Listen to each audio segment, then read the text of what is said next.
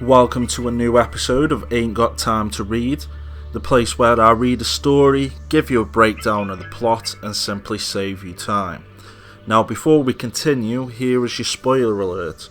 If you have not read the story I'm about to discuss and you do plan to read it, then you may want to avoid this video or watch it at a later date. So that being said, let's dig into the plot of today's story. Rick and Shane are involved in a shootout and too far away for any backup to arrive in time. Rick tries to make it to a ditch, but Shane gets shot in the hand as he is covering Rick, and Rick is then shot in the chest. Rick wakes in a hospital.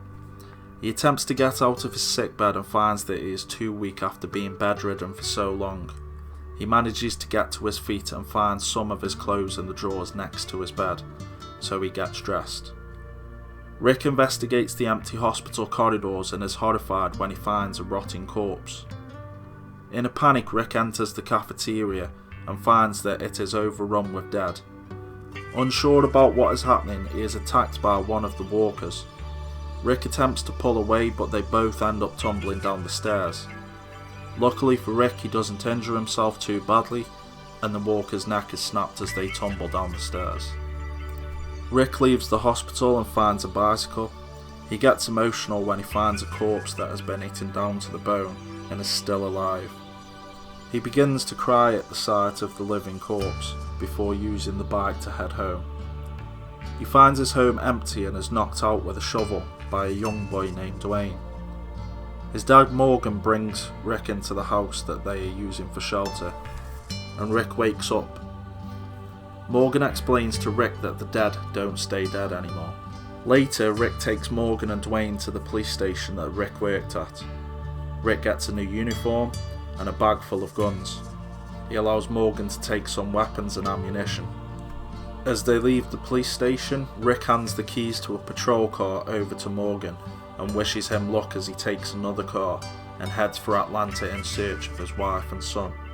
On his way, he stops at the place where he found the bicycle and shoots the walker that made him cry earlier and puts it out of its misery. He gets in his car and heads for Atlanta. Rick uses the patrol car to get as close to Atlanta as his fuel will allow. He struggles to get fuel from any gas stations and has to leave the car behind. While continuing to walk to Atlanta, he comes across a farmhouse. He enters but is horrified when he finds the remains of the family. He runs outside to throw up and spots a barn. He investigates and finds that there is still a horse alive in the barn. He grabs a hatchet and rides the horse to Atlanta. Before Rick realises how many walkers are walking the streets of Atlanta, he is surrounded by walkers, which scares the horse, causing it to throw Rick onto the ground. While some of the walkers are distracted as they eat the horse, Rick fights off the dead as best as he can.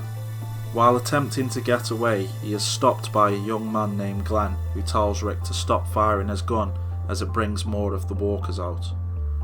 Glenn leads Rick up onto the rooftops of the buildings to keep him out of harm's way. They traverse the rooftops and climb down in a safer area which allows them to run into the woods. Glenn takes Rick to their camp, where he is relieved to find his wife Laurie and his son Carl. Rick is happy to see that Shane has survived and helped Laurie and Carl survive.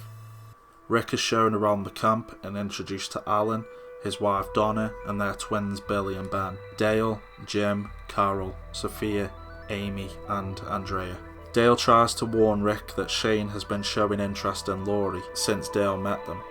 Rick tells Dale not to worry. Laurie and some of the other women are attacked by a walker. Dale manages to save them before anybody is hurt. Rick talks to Shane and tries to convince him that they should move the camp away from the city, but Shane refuses to budge on his decision to move away. Rick suggests that everybody should at least carry guns and decides to head into town to get more weapons. Rick and Glenn cover themselves in walker blood and guts to trick the walkers into believing they are dead and get further into the city. They manage to reach the gun shop. While leaving with the weapons, it starts to rain and the blood and guts start to wash away. As Rick and Glenn attempt to escape, they lose some of the guns. Shane tries to talk to Laurie about the night that they slept together, but Laurie tells Shane that her husband is still alive and that it was a mistake. Rick takes everybody far away from the camp and trains them with guns so that they can defend themselves. One night while everybody is around the campfire, Amy is grabbed by Walker and has a chunk bit out of her neck. Using the training that was taught to them, the survivors fight off the walkers alongside Rick. Although Laurie was unhappy about Carl being taught how to fire a gun, she is thankful when Carl saves her from being bitten by Walker. During the Walker attack, Jim is bitten by Walker. As his dying wish, Jim asks to be left alone in the hope that when he rises from the dead he may find his family again. The group leave him in the woods and head back to the camp. Rick and Shane argue at the camp as Rick blames Shane's decision to not move the camp as the reason why they lost Amy and Jim in the Walker attack. Shane hits Rick, which leads to Laurie slapping Shane and calling him a lunatic. Shane storms off into the woods and Rick follows him to try and fix things, but Shane holds him at gunpoint and has a mental breakdown. Shane is shot in the neck by Carl as he is scared that Shane will hurt his dad again. Carl gets upset and tells his dad that it doesn't feel the same as killing the walkers, and Rick tells Carl that it never should feel the same. Thank you for watching, and if you liked the video please like and subscribe, and I will see you with the next video.